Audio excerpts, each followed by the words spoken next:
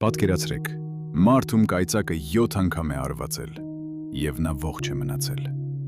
Սա Ռոյ Սալիվանի անհավանական պատմությունն է։ Նա ամերիկացի անտառապահ էր Շեննդոա ազգային զբոսայգում հասարակ մարդ, ով դարձավ պատմության ամենաանհավանական ռեկորդակիրը։ Ռոյը ոչ թե 1, ոչ թե 2, այլ 7 անգամ կայծակնահարվեց և ողջ մնաց։ Նրա առաջին հանդիպումը մահվան հետ եղավ 1942 թվականին։ Կայծակը հարվածեց նրա պահակային աշտարակին փշրելով ապակիները և կրակի տալով զրահը, սակայն սա միայն սկիզբն էր։ Տարիների ընթացքում բնության հարվածները դարձան նրա կյանքի անբաժան մասը,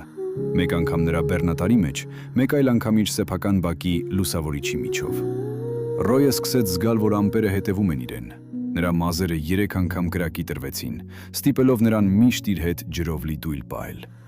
Վերջին 7-րդ հարվածի ժամանակ նա նույնիսկ ստիպված եղավ կռվել մի արջի դեմ, ով փորձում էր գողանալ իր ձկները։